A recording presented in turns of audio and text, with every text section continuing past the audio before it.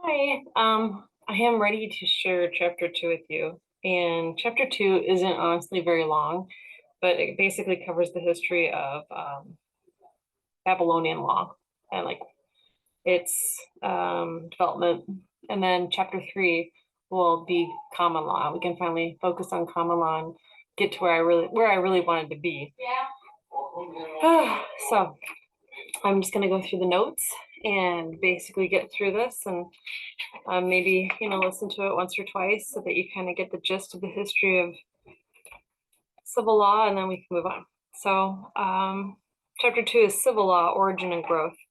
So it's Babylon, and that's one of the things where I always hear people talk about, exit Babylon, and they really mean civil law. Civil law is Babylon. So Babylonian kings claimed authority over religion and all other areas of one's life. God commanded man to spread out and take dominion over the earth for God's glory. Instead, they allowed Nimrod to take dominion over them. Nimrod's name means rebel, so rebelling against God. Sounds like Satan. So Nimrod took dominion over people to his own glory. Again, it sounds like Satan. So Nimrod and Babylon's settlement. This was the beginning of the administration of cities, and Nimrod was the first emperor. Deuteronomy 4:19 warns against worshiping the hosts of heaven, and the heavenly hosts were the angels.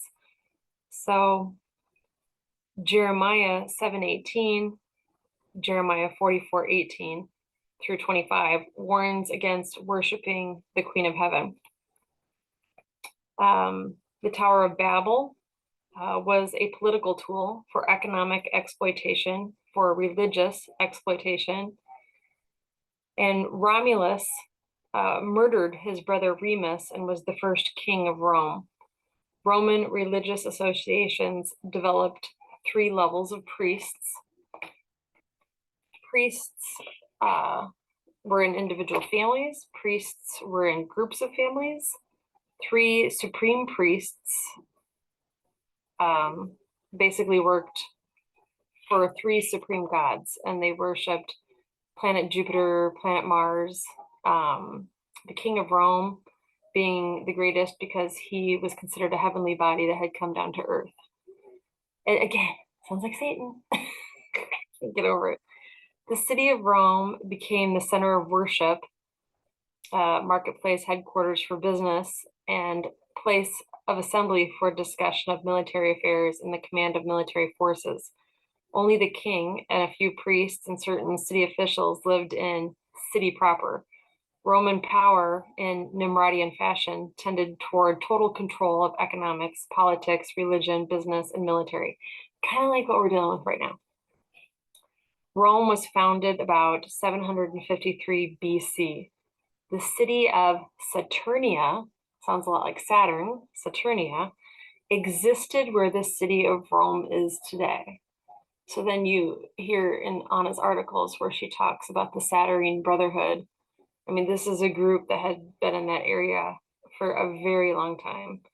So if they have their roots in Saturnia and then they rebranded it as Rome, the settlers of Rome determined they could forbid idolatry, public or private worshiping of idols. Rome forbid the public display of idols. 170 years after Rome was founded, a colony of Etruscans settled nearby, and they were devoted to the Babylonian idea of law and state and idol worship. So Rome incorporated the Etruscan colony and lifted the bar against public display of idols. And the Etruscans were also educators and devoted their academic institutions to supporting their religious and political convictions. And the Romans began sending their children to the Etruscan academic schools. The century before the Christian era, the seat of the Babylonian priesthood and legal tradition transferred to Rome and Julius Caesar through Attalus III's death and testimony bequest. The Romans called their chief cities the metropolis or mother city. The Romans developed large farms called latifunda. Slavery became popular as Rome became prosperous and powerful, and most of the latifunda were 1,000 acres or more with slaves tending them. Emperor worship originated at Babylon as shepherd hero worship. Emperor worship means taking someone else's conscience and will rather than exercising your own. Moloch means king of shame. Moloch is a counterfeit of the true Christ. Tyrants use their seizure of power to justify their divine authority. Moloch is an Old Testament designation or label for civil law's semi-deified chief of state. When an Old Testament writer refers to Malcolm, it is the evolution of human reason above the revelation of God that results when a nation attributes godlike powers to earthly rulers. Rome never developed a hereditary system of emperorship. You could not become emperor by inheritance, but only by obtaining the support of the Roman legions, the armies. So authority was derived by raw power. Julius Caesar bought votes, but failed to get rid of those disloyal to him. Discipline failed, and Rome did not convict draft dodgers and deserters, and then the Roman legions failed. Pontifex Maximus was the family priest. So the early Roman kings were chief Pontifex Maximus. Patricians were also called consuls.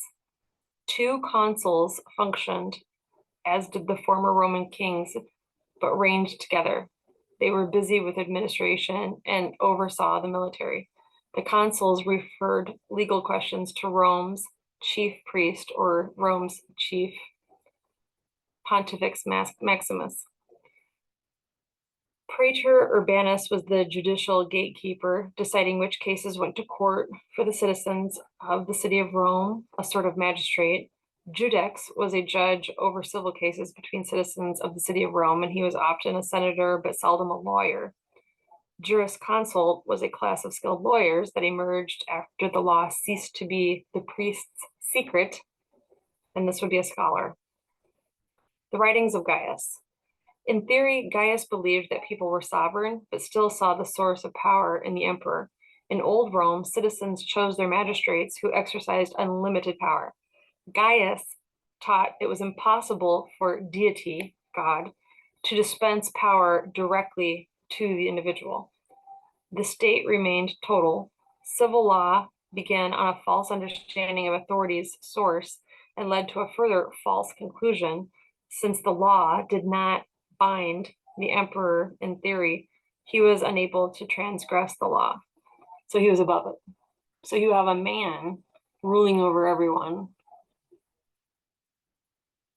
and he's above the law, which is opposite of common law. So civil law began on a false understanding of authority's source and led to a further false conclusion. So I just keep hearing false, false, and the father of all lies is Satan. So I think I know where civil law came from. The Basilica is an abridged Greek summary of Justinian's code and was the law of Greece until after World War II. The Basilikos Nomos indicates that the ancient civil law tradition recognized the emperor, the divine incarnation of the state, and the empire personified to be the source of this version of Justinian's code. The systemizing of civil law ideals began at Babylon. In 534 AD, Emperor Justinian I, ruling from Constantinople, compiled and published the Code of Justinian. There are three sections: Institutes, Gregorian Code, Digest, and Old Roman Statutes or Law of Citations. It was the compilation of the codes of previous Roman emperors. There were two subsequent revisions, Basilica and Hex Biblos. About the turn of the 6th century, a civil lawyer, Gregory the Great, promoted the notion that the Bishop of Rome was the head of the universal church, with unlimited power or authority over all other local churches. Around 500 years later, 500 years later, Gregory VIII, from 1073 to 1085, made Gregory the Great claims a practical reality. He claimed authority over all kings, lesser princes, authority to remove them from power at will and appoint others in their positions, the right to levy taxes, and hear final appeals from all individuals and nations concerning all matters temporal and spiritual. Rome's early popes appropriated or took the title Pontifex Maximus from the ancient Roman kings. So we have to be clear, the Holy Roman Empire was not holy. The Holy Roman Empire was not an empire, and the Holy Roman Empire was Roman as far as the civil law is concerned. So, a wolf wearing sheep's clothes. In 1073, Gregory VIII wanted a legal code that would give him power to dominate all people, temporal and spiritual. He wanted to confirm his position as supreme emperor on earth in place of God. In 1082, a copy of the Code of Justinian happens to turn up in a library in Florence. Europe received Justinian's code as the spirit of Rome, divinely given by Babylon's goddess of reason. It was urban law tailored to a particular city, the city of Rome. The Roman Church was powerful. To climb the power structure, a doctor's degree was necessary and could be obtained one of two ways: a scholastic theology degree of the civil or canon laws. That degree took 7 years to earn, or a doctor of theology degree, the scholar of scholars, took 20 years to earn. Russia. In 1453, when Constantinople fell, the emperor escaped to Moscow and with his family. They brought the crown jewels and Justinian code with them. Asia Minor and Greece reenacted the civil law code in the form of the Basilica of 888 AD and replaced after World War II with a modern civil code. Italy, Spain, and early France. In 544 AD, the Justinian conquered Italy, established a school of civil law at Rome, and after 1583, in order to magnify commonness between the Corpus Juris Canonici, the body of canon law, and the state's code of Justinian, Rome renamed Justinian's code the Corpus Juris Civilis, the body of civil law. The Visigoths conquered Spain and France and settled in Spain. The Visigoths' law was akin to the Anglo-Saxon folk law and well-developed. The Visigoths allowed the Spaniards to use civil law to decide their disputes, but forbade this code to decide disputes of any parties that were of not Spanish descent. They eventually mixed their law, which everything became more confusing. In the 20th century, Rome introduced the civil law into Spain, France, and Germany in the form of the Justinian Code. Around the 1900s, the Germans adopted a version of the Corpus Juris Civilis.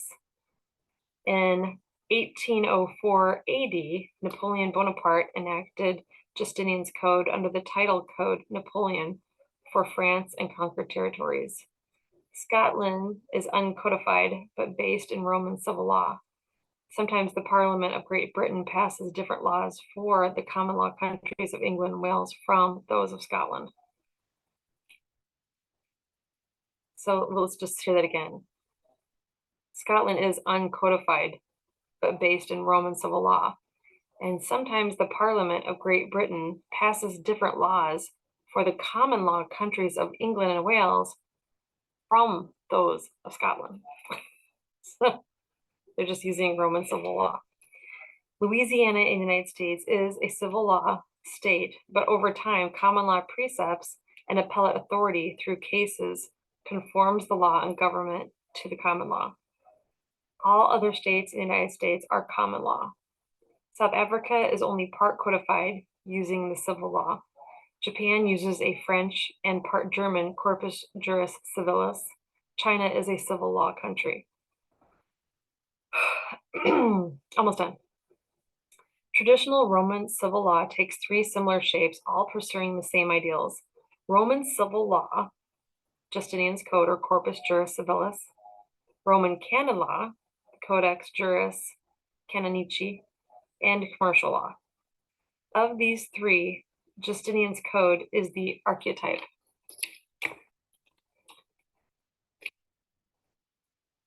The civil law tradition holds the legal caste of its scholars in veneration, trusting their opinions of what the law ought to be and supporting the legislator as he enacts their scholarly conclusions. Bad idea.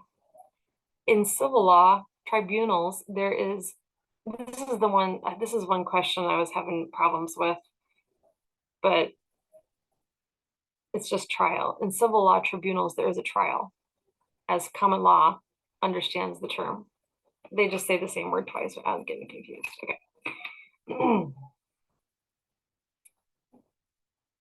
Being no trial, there is no jury. Civil law procedure is more relaxed than common law procedure. In a word, it is non-adversarial. Civil law procedure is not public. In short, the human touch is absent. In summary, civil law procedure is inquisitional, written, indirect, secret, relaxed, and non-confrontational. Common law procedure is adversarial, one person disputing another, oral, out loud, direct, public, intense, climactic, and confrontational.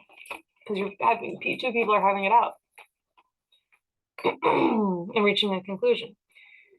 Modern civil law criminal procedure, there is no jury for fact finding. Trials are never public. The state controls the legal counsel and procedure. There is no judicial dissent. Civil law's maxims. No guilt attaches to a person who is compelled to obey. In the civil law tradition, obedience to the command of the state is not a crime.